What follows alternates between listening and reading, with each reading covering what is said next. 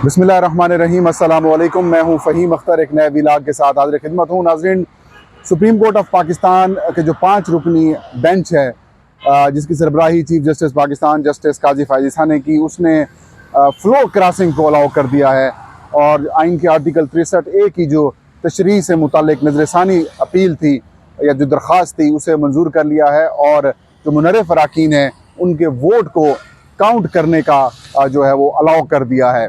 और इस फैसले के बाद वफाकी दारुल-हुकूमत इस्लामाबाद के अंदर हालात काफ़ी ज़्यादा कशीदा हो गए हैं। बिलखसूस जो अराकीन असम्बली और जो सेनेटर्स हैं, वो अब काफ़ी ज़्यादा, आप उसे कह सकते हैं कि अपने आप को गैर महफूज जो है वो तसव्वुर करेंगे। और इस वक्त लड़ाई बढ़ती जा रही है। आइन के अंदर तरामीम से मुतालिक मामलात हैं, उनको या आइनी तरामीम कराई जाएँ या फिर मार्शल लॉ की धमकियाँ भी आ रही हैं, करोड़ों रुपए की ऑफ़र्स की जा रही हैं, लेकिन बात नहीं बन पा रही। तो अब जो एक्सपेक्टेशंस थी उसी के ऐन मुताबिक चीफ जस्टिस काजी फ़ायज़ ईसा की सरबराही में जो 5 रुकनी हम ख्याल बेंच है, उसने अपना फैसला जो है वो सुना दिया है। ताज़ा तरीन अपडेट्स क्या हैं वो बताएंगे। आज जब सुप्रीम कोर्ट ऑफ पाकिस्तान में केस की समाअत शुरू हुई, तो इस केस की समाअत के दौरान तहरीक इंसाफ के बानी चेयरमैन इमरान खान की जानिब से जो वकील थे बैरिस्टर अली ज़फ़र, उन्होंने इमरान खान से मुलाकात के बाद रोस्टम पर आकर अपना मुद्दा पेश किया और ये कहा कि जो हमारे एतराज़ात हैं इस बेंच के ऊपर, वो बरकरार हैं और बानी पीटीआई ये चाहती हैं कि वो इस केस के अंदर वीडियो लिंक के ऊपर पेश होकर कुछ गुजारिशात आपके सामने रखना चाहते हैं, तो उनकी गुजारिशात सुनी जाएं। तो बेंच ने इमरान खान साहब को वीडियो लिंक के ऊपर आने की जो इस्तदा थी उसे रिजेक्ट कर दिया। और फिर अली ज़फ़र ने कहा कि जो हमारे एतराज़ात हैं, अगर वो नहीं सुने जाते या फिर उनको अगर इंटरटेन नहीं किया जाता, तो फिर हम इस केस की पैरवी में, इस केस में नहीं शामिल हो सकते और इस केस का हिस्सा नहीं बन सकते। फिर हम जो है वो इस केस से अलग हो जाएंगे।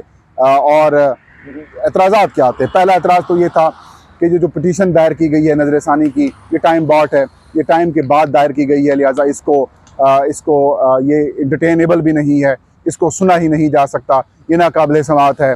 फिर ये कहा कि जो बेंच के अंदर मौजूद जजेज़ हैं उनकी ज़ात के ऊपर कोई एतराज़ नहीं है, लेकिन रवायात कानून यही है कि जो जज फैसला लिखता है, यानी कि जो जस्टिस मुनीब अख्तर जिन्होंने फैसला लिखा है, वो रिक्यूज़ नहीं कर रहे, वो ऑथर जज हैं, उनके मौजूदगी में ये समाअत जो है वो होनी चाहिए, लेकिन उनको जब बेंच से अलग कर दिया गया है तो भी ये इशू है। और फिर जो सुप्रीम कोर्ट के सीनियर जज हैं जस्टिस मंसूर अली शाह, उन्होंने जो सुप्रीम कोर्ट की बेंचेस की तश्कील और जो ऑर्डिनेंस आया है supreme court practice and procedure ordinance, उसके ऊपर सवालात उठा रखे हैं, उनको भी जो है वो सुना जाए। लेकिन इन तमाम मामलात को मुस्तरद कर दिया गया और उसके बाद जो बैरिस्टर अली ज़फ़र हैं वो बानी पीटीआई की वकालत से पीछे हो गए। फिर चीफ जस्टिस काजी फ़ायज़ ईसा ने कहा कि हम आपको अदालती मुआविन मुकर्रर करते हैं, आप बतौर अदालती मुआविन जो है वो मुआवनत करें अदालत की। फिर उन्होंने दलाइल दिए और ये बताया कि जो सुप्रीम कोर्ट का फैसला था 63A की तशरीह में जो उन्होंने की, और ये कहा कि जो मुनर्रिफ अराकीन हैं वो वोट उनका काउंट क्यों नहीं हो सकता, उस हवाले से उन्होंने दलाइल दिए और ये कहा कि आइनी तरमीम के मामले में जो वोट होता है वो पार्टी का होता है, पार्टी डिसाइड करती है कि इन आइनी तरमीम को वोट देना है या फिर नहीं देना, इसमें इंडिविजुअल का किरदार नहीं होता। तो फिर जस्टिस मंदोखेल ने कहा कि आपकी जब हुकूमत थी तो आप भी इनमें तरमीम कर सकते थे, आइनी तरमीम कर सकते थे, लेकिन आपने नहीं की। और जो आप कह सकते हैं कि जो पीपल्स पार्टी के वकील थे फ़ारूक एच नाइक, उन्होंने दलाइल दिए और उन्होंने भी यही बातें की जो बेंच कर रहा था कि ये तो जमहूरियत के ख़िलाफ़ है, वोट जब काउंट नहीं होगा तो फिर उनके ख़िलाफ़ कार्रवाई कैसे हो सकती है। लेकिन जो बेसिक रूह थी इस आइन की तरमीम की, जो कि आइन के आर्टिकल 63A की जो कि बेसिकली शामिल की गई थी, इसको आइन का हिस्सा बनाया गया था, उसका वाहिद मकसद ये था कि 3-4 ऐसे मौक़े होते हैं जिसमें अगर आइनी तरमीम की जाती है या फिर वज़ीर आज़म का वोट होता है, वज़ीर आज़म के ख़िलाफ़ अदम एतमाद का वोट होता है, या फिर जो फाइनेंस बिल या मनी बिल या बजट जिसे कहते हैं, इसमें जो वोट होता है वो सियासी जमात का होता है, पार्लिमानी पार्टी का होता है, और पार्लिमानी की पार्टी के अगेंस्ट फैसला वोट नहीं दिया जा सकता। ये बेसिकली सियासी जमात के हकूक़ के अंदर जो आइन के आर्टिकल 17 के अंदर भी शामिल हैं उसका हवाला दिया गया था। और उसी तरह से कि फ्लोर क्रॉसिंग को रोका जाए और अराकीन को पैसे के ज़ोर के ऊपर, दबाव के ऊपर, वफादारी तब्दील करवाने के ऊपर ये जो सारे मामलात हैं उसको रोकने के लिए ये हथकंडा इस्तेमाल किया जाता था कि वफादारी तब्दील करा दी जाती है। लेकिन बदकिस्मती से आज एक बार फिर चीफ जस्टिस काजी फैज़ ईसा की सरबराही में जो 5 रुकनी बेंच है उसने फ़ौरन ही जैसे ही समाअत ख़त्म हुई उन्होंने अलाउ कर दिया और ये हुक्म दे दिया कि जो मुनर्रिफ अराकीन होंगे उनका वोट काउंट होगा, उसको अलाउ कर दिया गया।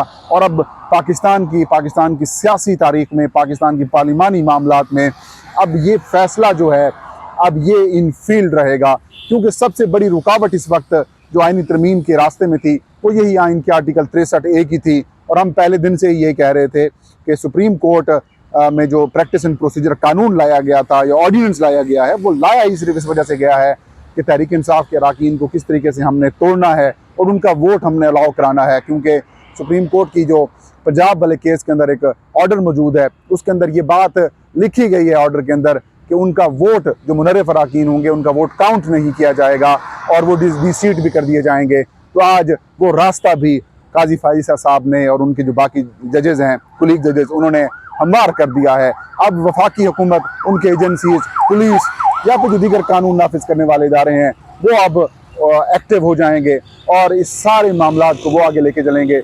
यही वजह है कि आज 5-6 दिनों से काफ़ी ज़्यादा मुतरक हो गए हैं ये सारे हुकूमती अराकीन और वो यही कह रहे हैं कि अब हमने आईनी तरामीम जो है वो करवा लेनी है। लेकिन ये कहानी अभी इतनी जल्दी होने वाली नहीं है। अभी तक की जो ताज़ा तरीन मालूमात हैं, इतलात हैं, उसके मुताबिक तहरीक इंसाफ और जमीयत उलमा इस्लाम अभी तक एक पेज के ऊपर हैं और वो इन आईनी तरामीम की मुखालफत कर रहे हैं। और आज जो कि PTI के साबिक रहनुमा हैं और फैसल वाडा साहब सेनेटर हैं, उन्होंने प्रेस कॉन्फ्रेंस की और प्रेस कॉन्फ्रेंस के अंदर उन्होंने एक बात की जो बेसिकली मैं ये समझता हूँ कि आज की जो उनकी प्रेस कॉन्फ्रेंस थी उसका मेन मकसद भी उसकी प्रेस कॉन्फ्रेंस का यही था।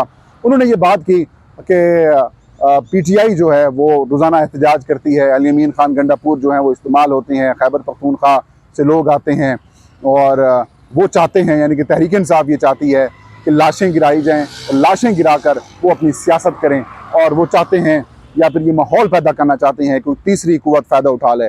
सीधी सी बात ये है कि वो कहना ये चाह रहे थे कि अगर आप पीछे ना हटे, आईनी तरामीम आप लोगों ने ना करवाई, आप लोगों ने एहतजाज का सिलसिला ख़त्म ना कराया, तो फिर जो है वो तीसरी कुव्वत यानी कि मार्शल्ला लगा कर सारा सिस्टम ही लपेट दिया जाएगा। ये एक दबाव लाने की कोशिशें कराई जा रही हैं ताकि आईनी तरामीम का रास्ता हमवार किया जा सके या फिर आईनी तरामीम करवाई जा सकें।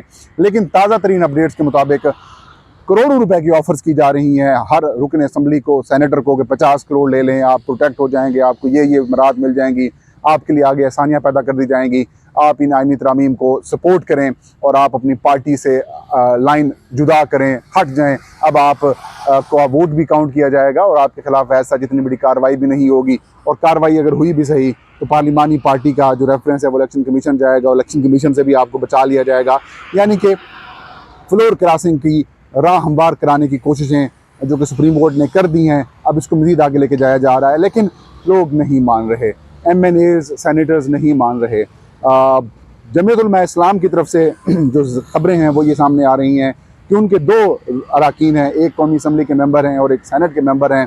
उनकी जानिब से ये कहा जा रहा है कि शायद वो उनके ऊपर दबाव डाला जा रहा है कि शायद वो अपनी जो पार्टी की पॉलिसी है उसके ख़िलाफ़ वर्जी करें, जिनमें एक का नाम सामने आ रहा है कि सेनेटर अहमद ख़ान साहब हैं, उनके हवाले से बात सामने आ रही है, और दूसरे हैं नूर आलम ख़ान। लेकिन ये 100% नहीं है।